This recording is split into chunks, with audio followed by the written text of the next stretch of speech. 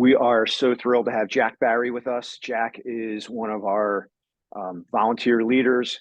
He represents our association at the national level. So he is an NAR director. He has served on our board of directors. He has spoken before countless new member orientations. He has done other webinars like this. We're really fortunate to have Jack in our team, on our roster.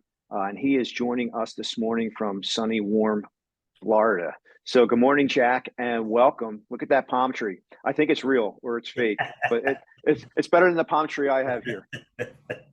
I've been watering it, so I don't know if it's fake or not. Welcome, Jack. Thanks, Matt. Good morning, everybody, and happy Monday. The title of this webinar is How to Double Your Business. And me specifically, and the people that are in my sphere are in what we call business planning mode. This started for us the beginning of November. It takes about a month for us to get our plan really down so that we know exactly what to do every single day that we are in real estate for 2024. We have to be really intentional. I've had my real estate license since 2007. 2008, the market went, the real estate, well, the whole world kind of, we went into the recession, the Lehman Brothers fell. And I had a really great mentor. He's still my mentor, Mickey Pascarella. And he said, you don't know what a bad market is, Jack. You have no experience in a bad market. He goes, the market is what you make it. And if you just do these things, you will be okay. And that has proven true. So we're going to outline very broad methods that have worked for me very well and have worked for a lot of the people in my life in the last couple of years. So the very first thing, though, that we have to talk about is, in order to, let's say, double your business for next year, in order to do that, we have to have a plan. We need a goal. And the goal, if simply it is to double your business, then we have to figure out, where are we at today? What did we do today or this year so far that we're going to double for next year? And then we're going to very quickly do something called a database. We're going to audit your database. We're going to see how many contacts you have right now. We're going to give you a number that'll show you the potential for what that looks like for next year. And then we're going to see how far away that is from doubling your current business. Then we're going to talk about how much you want to net for next year. And in order to do that, you'll need a budget. We'll talk about a vision board, because I've been doing vision boards since about 2004. And I do at least one, sometimes two or three a year, depending on the people in my sphere. In my office, we have one, I think, every quarter, every 3 months. And we bring about 10 people in at a time. It's much easier to do it with other people than it is to do it alone. Everything in my life is based on not doing it alone. And that is because I have an imaginary master's degree in everything. And I think I know the answer to everything. And I have an undergraduate degree in That Won't Work for Me. And I'm the king of that won't work for me before I even try it. And so I ask people in these webinars to have a little bit of an open mind to what we're going to go through today. And because some of this stuff's going to be a little different maybe than what you've done in the past. The reality is that it works. It works if you work it. If you don't work it, it's not going to work. And I didn't work at this for the first 2 or 3 years in my real estate business. And I was accidentally practicing real estate. I could make probably $100,000 a year accidentally, just doing it with no intention, because I know a lot of people, and I've been in Philadelphia. I was raised in Philadelphia for 60 years. But there's no certainty in that. And there's certainly no freedom in that. I can't make long-term plans because I don't know where my next paycheck is coming from. So then we're going to do goal setting, which is a 1-3-5 exercise. 1 goal, 3 strategies, 5 tactics to show you how to do it. And then I'm going to talk about my 2 favorite books, which will I hope will change your life the way that they changed my life. So without any further ado, I'm going to share my screen and show you how we do our database. This is called a database potential. And simply all I do is look in my phone under contacts. And it will tell me that I have 298 contacts in my phone. Some of them are realtors. Some of them are crazy people I don't want to talk to anymore. My family, my mother, all that kind of stuff. But for the purpose of this exercise, we're going to use every single contact that's in your phone, So I have. Hey, Jack. Yes. I'm not sure if this is the intended screen share. What do you have? We have your camera and we're looking at a document and we're looking at it's the wrong way.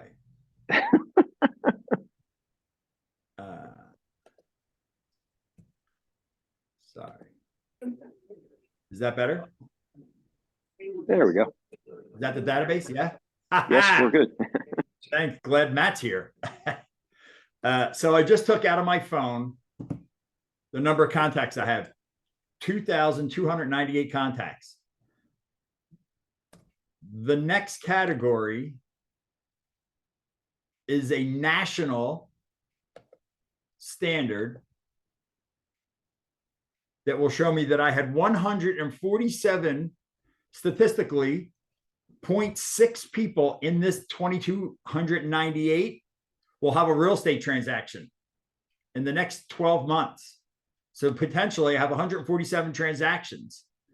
Potentials from referral, there's a percentage of that these people, these 147, will refer me other business.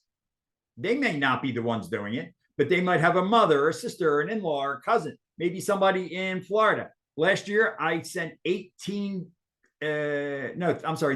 deals, 12 deals I referred out to South Florida because I move around. I'm in Florida a lot. I'm in Philadelphia a lot. So I sent 12 deals to South Florida where they sent me a referral. That's not too bad. So the total between referrals and actual deals, I have a potential of 376 deals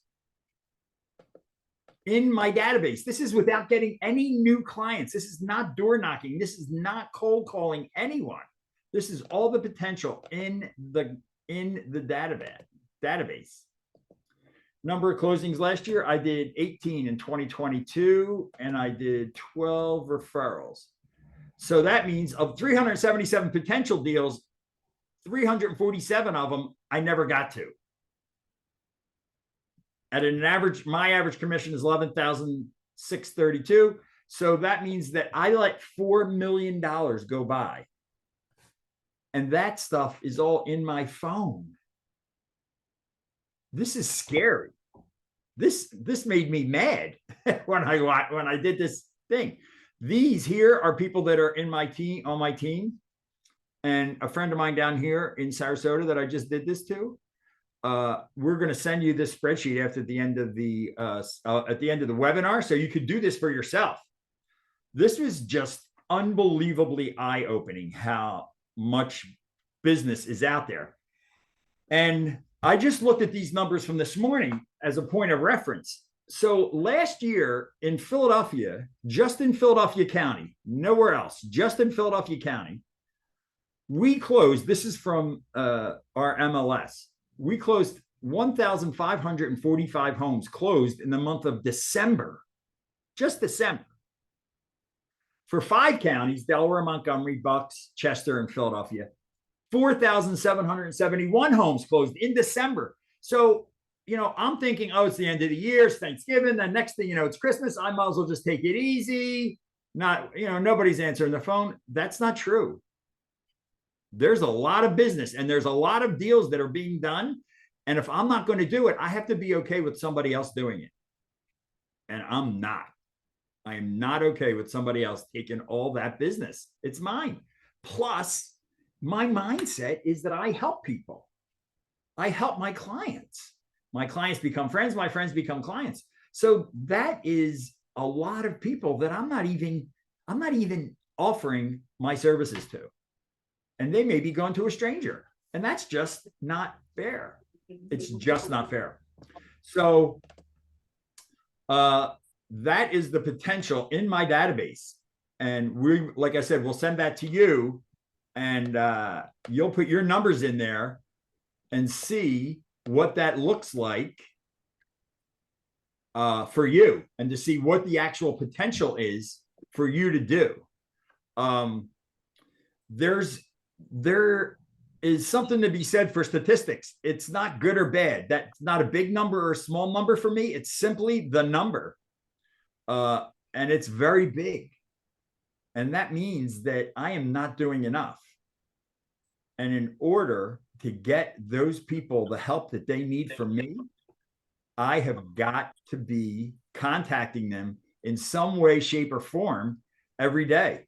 My calendar, I live on a calendar. I just live on a calendar. It's the only way that I can get my life done. And I'll show you my calendar. And somebody said that it gives them anxiety.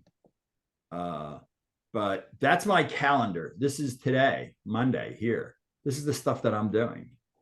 I need to live by that calendar, because otherwise I'm distracted by every single thing that happens. Oh my God, this deal, this contractor, the inspector, the lockbox is broke, the for sale sign fell off, hit somebody, my car crashed. They're all distractions.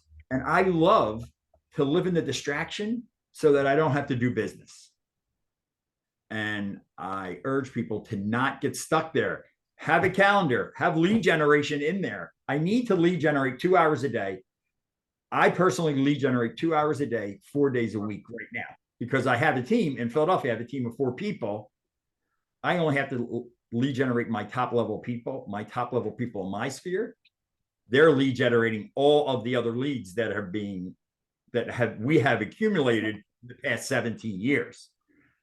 We have a database of over 8,000 emails from the people that we have. Then they're called Mets. They're the people that we've actually met and done business with. Now, it doesn't mean that we've done a deal with them, but I might have been at a table. I've been at a table with a lot of you people. I've been at the table with other mortgage brokers that aren't the ones that we specifically use. I've been with other title people, inspectors, termite people, radon. They're all possible. They're all potential clients for us. And I don't think as an industry, we look at it that way. Now, the next goal, so that's the potential, the goal. Now, the easiest goal setting that I have is called this, the 411.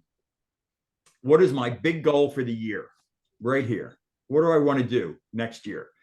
The easiest example is money.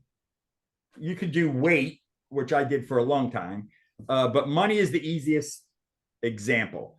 You want to save $2,400 next year, $24,000, $240,000, whatever you want to put in there. If you say you want to save $2,400 next year, divide by 12, $200 a month, divide by 4, it's $50 a week. It makes this goal bite-sized. It makes it much more attainable. If you want to close 100 units next year, 100 sales, let's say 120, because the math's easier and I'm not good at math. 120 units next year, that's 10 a month. That's only a little over 2, and it's 2.5 a week.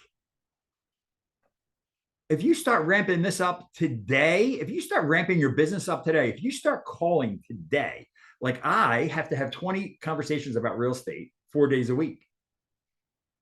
And that nets me $400,000 a year. It's not a big number. It's not a small number. I have a couple other businesses. I run them all the same way. It's just like going to the gym. I have to start at the gym. I got to go. I've got to go do it. I love to get ready to get ready, right? I'm going to join the gym. First, I got to get new clothes. Oh, you know what? I can't join the gym until I lose 10 pounds. I love this theory. This is amazing. I can't believe how insane I sound when I say that. But used to say that before. I got to lose 20 pounds before I get to the gym. I'm going to get ready to get ready. This, folks, real estate is about doing it today. Doing it today, right now. Call people today. If you think like the calls that I have to make today, I did last night at 7 o'clock every night. An alarm goes off on my phone. And I know that I have to prepare my call sheet, because otherwise I'll come into the office and from 10:30 to 12:30 today, I'll spend the whole time trying to figure out who to call. Instead of just looking at the phone and going, today, I'm calling everybody whose last name begins with an A. It could be that simple. Or I'm going to call everybody that expired yesterday, or everybody that for sale by owner. We have a new guy in my office. I just found this out. For the month of October, he listed 8 for sale by owners in Philadelphia. He got his real estate license in June. I go, for sale by owners don't work. That's me. That's me employing that won't work for me. People are doing business. I just have to figure out what kind of business I want to do that is going to make me feel good about helping the people that I'm going to make money with. And then we just turn them into investors. We turn them into investors, all of our clients. Okay. All right. First, should we stop? Matt, do you stop for questions as we go through this, or do we wait for questions till the end? However you like to, it's all your call, Jack. Whatever works for you.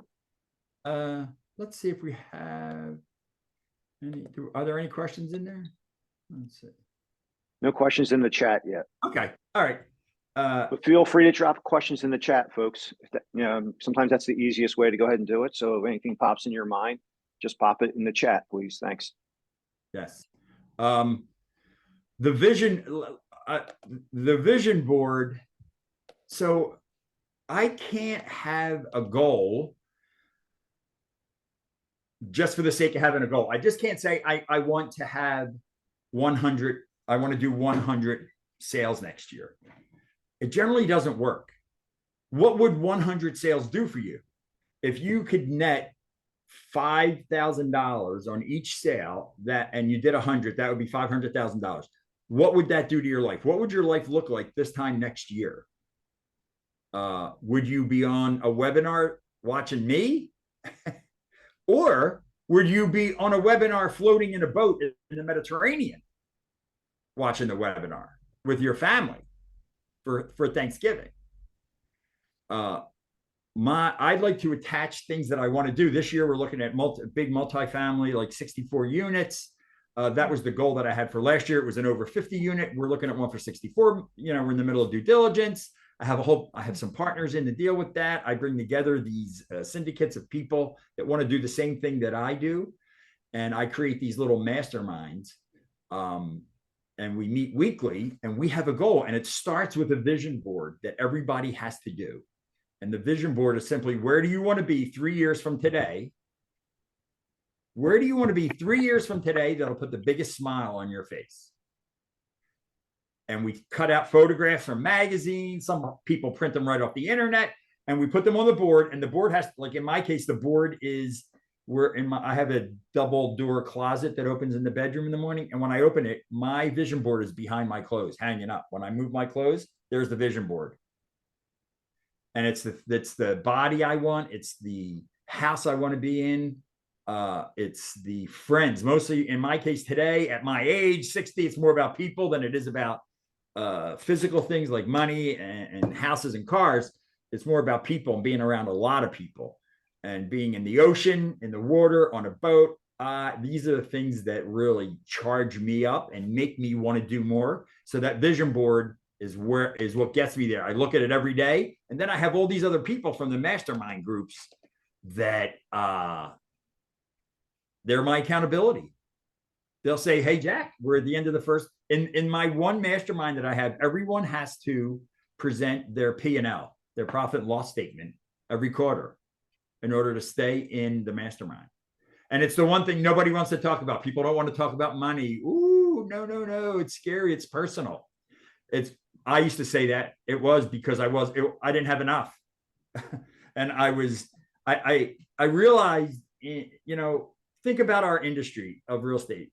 We have a product that everybody wants or needs. It's very rare that somebody doesn't need or want real estate. We have it. And we have to look at it as if we are helping people, because we're helping them to get it. Right. And to that end, whatever I have to do to make myself make those calls, hit those goals, do the masterminds, involve myself and surround myself with people who have the same motivation to get to wherever they want to go as I do. For me, it starts with in the morning, I wake up, have affirmations, do a little meditation, a quick stretch, go to the gym with like 4 or 5 other people. Then we start our day, start calling, whatever. It doesn't always have to be calling for lead generation. A lot of it is social media. We do a lot of videos. We have a lot of inbound social media. I'm not a cold caller at all. I hate it. I don't do it. We get people to call us. It's attraction rather than promotion. And it works very, very well. All right, what else? Vision board, accountability partners. I have started as I said, the masterminds. I have quite a few masterminds right now that meet weekly. I never have anybody else. I except for one, which is a real estate investor website, real estate investor mastermind. I put together groups of people, but no other realtors do I have in it for myself.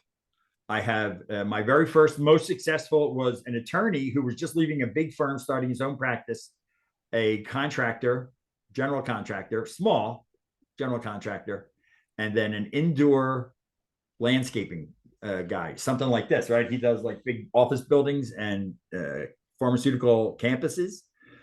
They have a different outlook on business than I do. I look at real estate, my real estate business, through a straw, right?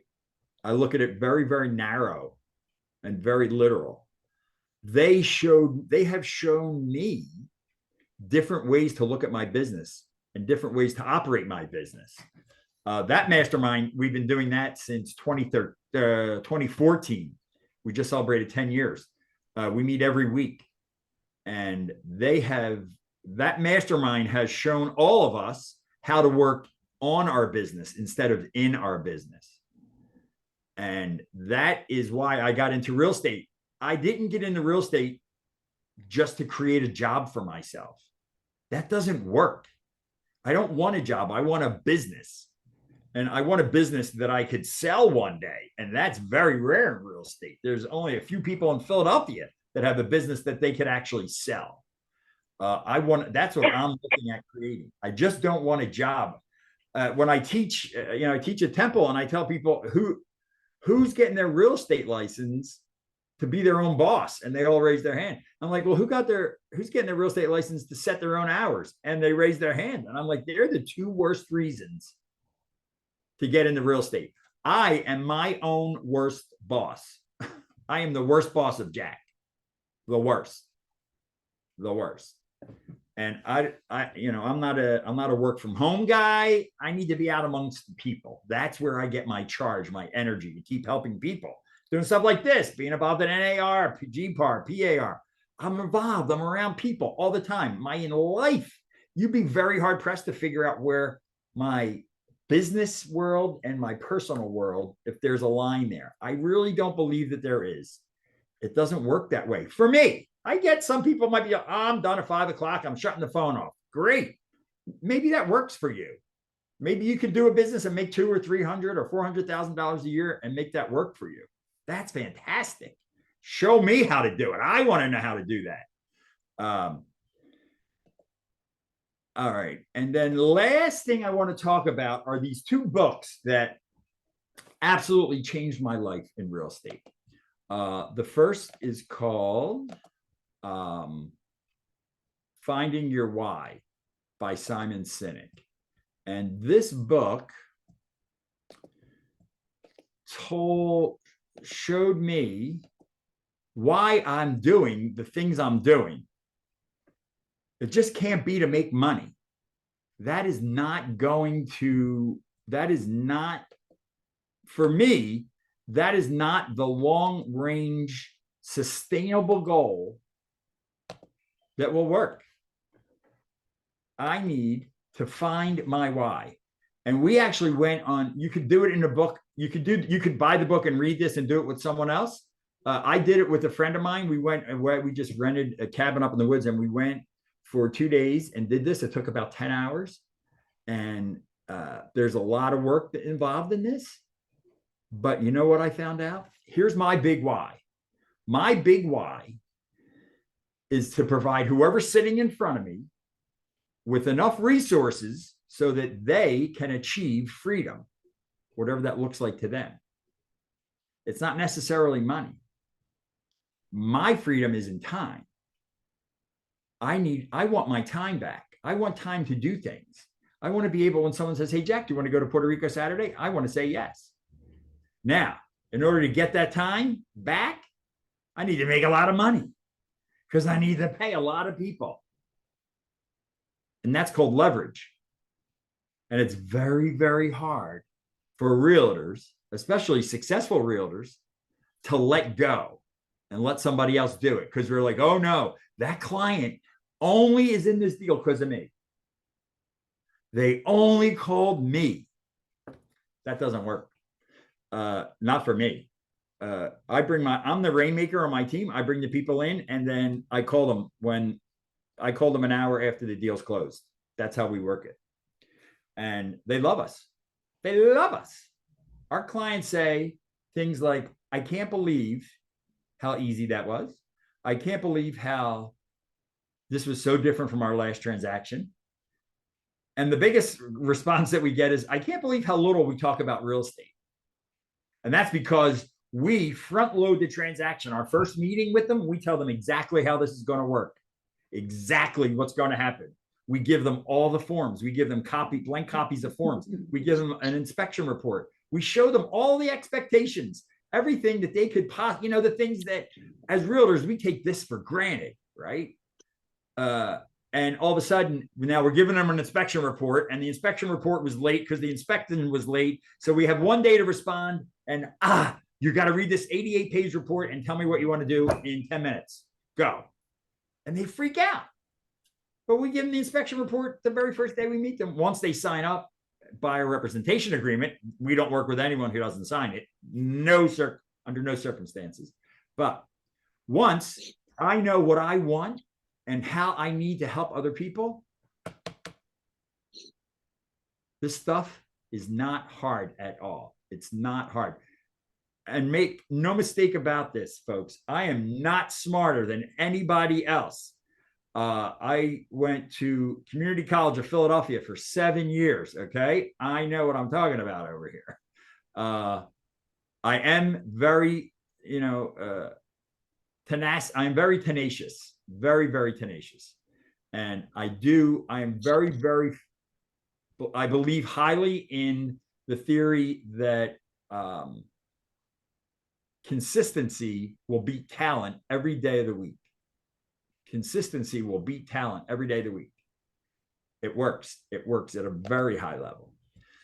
The second book that changed, I thought it was just for business, but the reality is that it changed my entire life. And this book is called Fierce Conversations by Susan Scott. Susan Scott is a consultant, a business consultant, business strategy consultant for usually only Fortune 50 companies. I've been in the room. I've been to 2 seminars with her.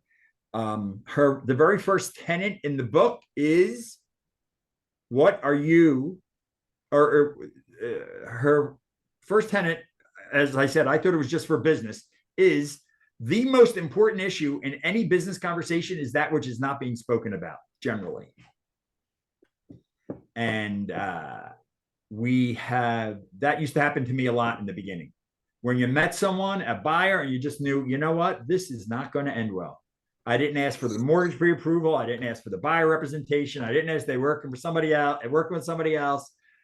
I was afraid that they were going to say no to something. So I just stopped asking the questions. And I would just meet them at the property, show them the house. And then 2 days later, the house is under contract with that buyer because her sister was a realtor and said she was too busy to take her out to look at houses and to call me. And I would take her out and show her 13 houses, and she made an offer on it. And that's because I did not have a fierce conversation. So her first tenet is the most important issue in any relationship is that which is not being spoken about generally. That was true for a long time for me, even in my personal relationships. And her second tenet is, what are you pretending not to know about this person? Wow. That could be a client. That could be your husband, wife, your mother, whatever it is. When I ask myself, when I can honestly sit back and go, what am I pretending not to know about this seller, this buyer? What is it? Once I get there, guess what? Once I answer these questions and start applying these rules, if you will, these values more, once I start doing that, most of the drama goes away in my life. And my drama meter is very sensitive today. I can't deal with anybody crazier than me. And that's pretty crazy. But I won't do it. I can't do it because I will spend all day trying to convince somebody to do something they don't want to do while 7 other people are sitting over here waiting for me to help them. So I will not do that. So fierce conversations. You can listen to that on podcast. I think is the easiest way to do it. And so I'm not a big reader. I don't read books, but that book changed my life. It was a hard read. It took me about 5 months to read that book. And I usually read 3 or 4 books at a time. I have open anyway. And Fierce Conversations was hard because I kept seeing the pages showing up in my life. And it was really, really hard to continue with the book. But I got through it, and wow, did it make a difference. So find my big why. That's going to show me where my goals are going to be. Once I get the goals going, once I start getting some business, I do Fierce Conversations, and I start perfecting the conversations that I have with people. All of my conversations that we have with all of our clients are because of all the failures that we've had in the past. All the things that I don't want to happen anymore, we now have that in the buyer representation conversation or at the listing agreement. We tell them, if you think that, this is a real quick buyer expectations conversation.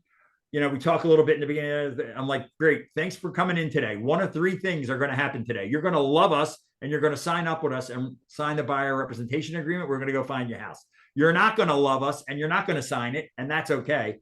Or number 3, we're going to decide not to work with you because we're not going to be able to make you happy and get you what you want. Any one of those 3 things are okay.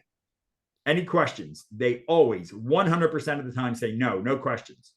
And then about 90% of them, 5 seconds into the next part of our presentation, go, wait a minute, what does that mean you won't work with us? And that's called the takeaway in sales. And they go, why would you not work with us? Well, perhaps maybe your expectations are so high. Maybe you want to look at 100 houses in a week and make a deal. That's not how real estate works today. Maybe you want to bring your dad to the home inspection. And we don't allow that either, unless he's going to be on the deed. Maybe you want to go under contract, have your mom fly down from Ohio to look at the house to make sure it's okay. We don't allow that to happen. That has not been a successful transaction for us in the past. We deal with adults, not with children. And then we ask them, are you an adult? And these are hard, fierce conversations to have. But until we started having them, we had a lot of failure, We had a lot of transactions fail in the middle. And we haven't had a transaction fail in a very, very, very long time. I shouldn't say that probably. Knock on wood. I think this plants would. All right, questions. Got a question here, Jack. Yes. Kathy Camp throwing into the chat. Do you suggest building a team is necessary? So do you suggest building a team? Do you need to do that? It depends. This is very, very subjective. I know a lot of very successful realtors that don't have a team, although they have a lot of help. They would not consider themselves a team. But if you want true leverage, which means to only work like today, about 3 months ago, I switched we used to live in Philadelphia and spend 100 days in Florida, and we switched that now. So we're about 100 days in Philly, and we're residents now of Florida. I still have a team working up there. We put 5 houses under contract last week. I spend about 2 hours a week on that team. If you want true leverage and be able to make really good money, I believe the team is the way to go. I am not good at all the aspects that I need to be good at to do real estate. And in today's world, we have a transaction, like I used to have a transaction coordinator on my team that I paid. We don't need to do that anymore. There's a fantastic transaction coordinator company that takes as soon as we get under contract, they take the deal. And they're just sending us emails, updates about what's going on. They take about 30 hours out of the transaction for us. And we pass that charge right through to the client. We've never had a problem with that. I depending on where you're at, what type of a personality you are, I probably guide half the people that come to me to talk about real estate to joining a team at first, so that they can get the experience of what does it look like if I have a team. What is it going to look like one day? The other 50% are not going to work well in a team at all. And they're going to want to do everything themselves, which is what I did in the beginning. I worked by myself for about 4 years. I worked by myself. No assistant, no nothing. I did it all. I was working about 70 hours a week, and I made, I think by the end of my 3rd year, I was making about $1.50 or $1.60. If you divide it by the hours, I was making a little bit more than I was as a waiter at Morton's Steakhouse. But I was working about 30 more hours a week. So if you can do leverage, and if you can understand the concept of leverage, then a team, start building a team. And I tell everyone, I have a guy that just got his real estate license 2 weeks ago, and I told him, start interviewing an assistant now. It's going to take you a year to find them. They don't have to know you're interviewing them. Just take them out to coffee. Ask them where they want to be in a year. Where do they see themselves? What do they like about their business? All right. I see another question. Can you define the roles on your team like other realtors? Okay. So I'm what's called the rainmaker of the team, primarily the listing agent, although I've stepped back from that role. I have a full-time listing agent, and now we have 2 buyer agents. We have a full-time virtual assistant and a transaction coordinator that is virtual also. I've never met her. She's been doing our virtual assistant for, I think, since before the pandemic, 2019. And then of course, now think about this. Here's part of your team: your mortgage people, your title people, your insurance people, your home inspectors, termite contractors. These are all people on my team. When we go in front of a buyer, we tell them we have this whole team behind us that is going to help you in the transaction. You're never going to be alone. We're never going to tell you, well, you need to get the roof fixed. Hurry up. We're going to walk you through that. We're going to help you do that. What are the price points of the 5 houses your point has been under?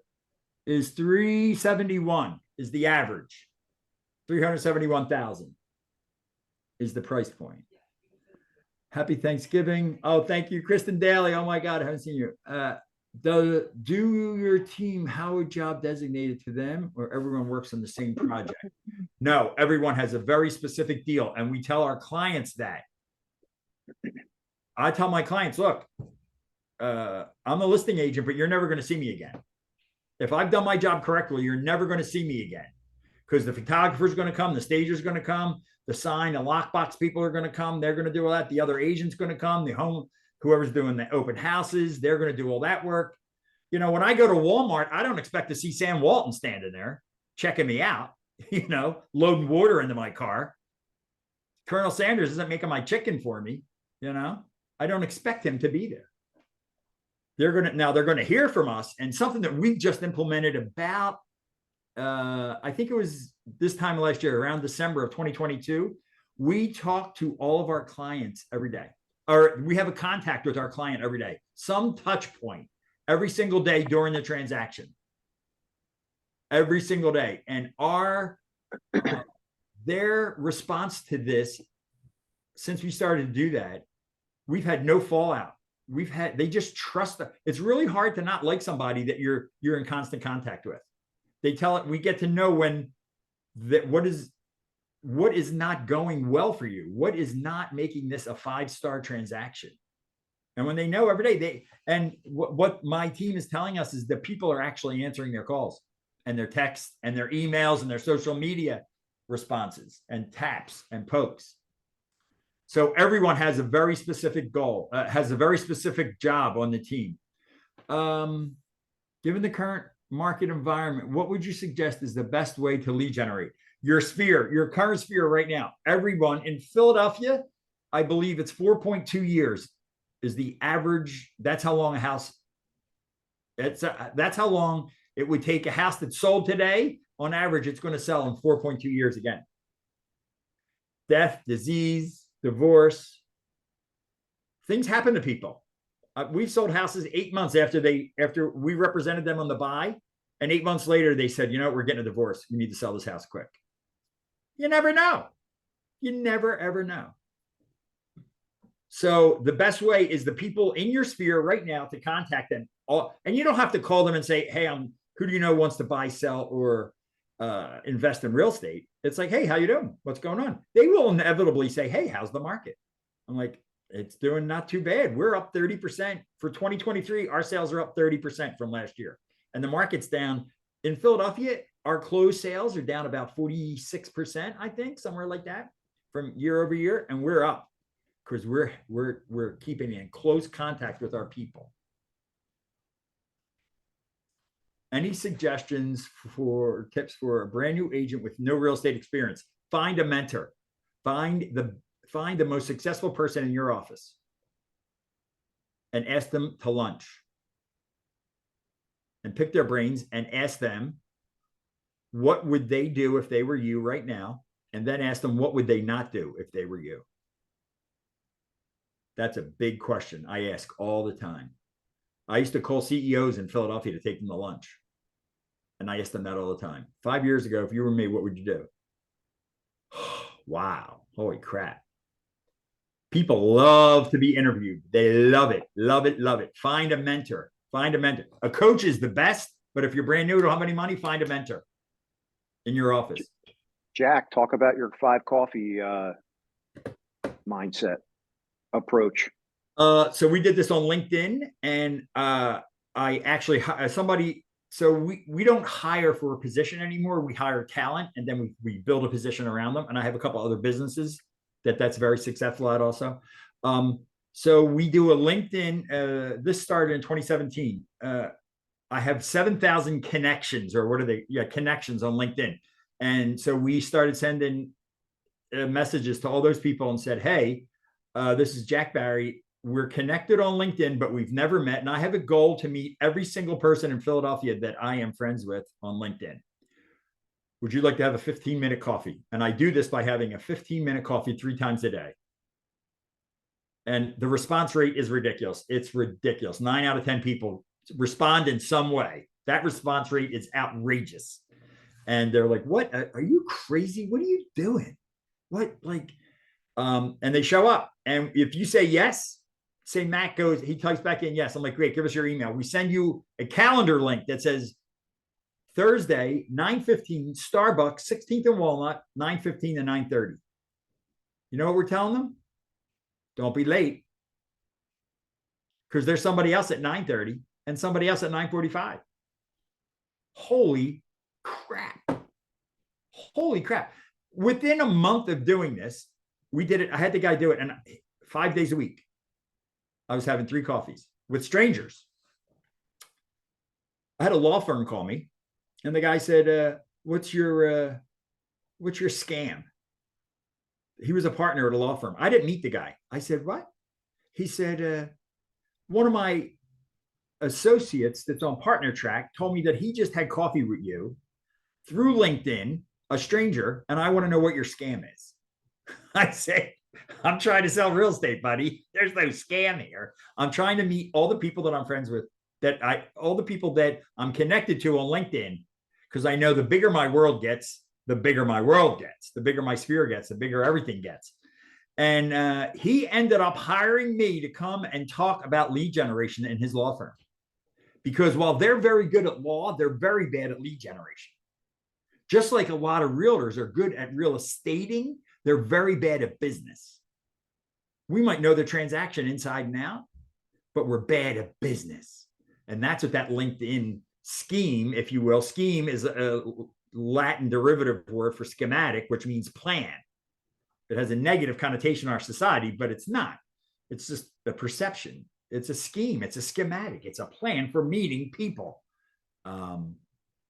Most profitable lead generation is probably YouTube. No, that's not true. It's Facebook. For us, we make niches. So we have 26 Facebook pages today, and we control the niche. We have Gayborhood because I'm a gay, and we have 4,400 in that. We have dog parks of Philadelphia. We do zip codes. We do neighborhood civic associations and high rises. We will take the high rise. I don't like to compete. We like to dominate. And so we'll just take over a high rise on the Facebook side, start our own page with it. And we never sell real estate. It's very, very rare. You'll see open house 121 Center Avenue. We just provide value. Here is your longtime owner occupant form to fill out. Here is your property tax. What is it called? Property tax rebate, or what is that called? You get your property taxes lowered. Homestead exemption. Homestead exemption. Yes. Most people think that they have to have some kind of qualification, income. It's not. Fill it out, send it in, you get it. But they don't do it. We provide that. Oh my God. All of a sudden, you know what we're doing? We're introducing them to their new realtor. The National Association of Realtors puts out a buyer and a seller report every year. They interview 5,000 buyers, 5,000 sellers, and every single year it says the same thing. One of the best responses is most people pick the first realtor they meet to work with them. I got to go meet them. Hey, Jack, can I make a shameless plug here? Yes. So the author of that report, Dr. Jessica Lautz, will be at general membership meeting next Friday talking about that very report. Love to see you guys. Somebody asked, what do you say when you call, or what do you say, what questions when I meet people? That's called Ford. Family, occupation, recreation, dreams. When I meet them in the coffee shop for that first, that LinkedIn scheme, tell me what you do. What do you go CrossFit, you go to gym, you look healthy. What do you do? We never talk about real estate. The first meeting, ever.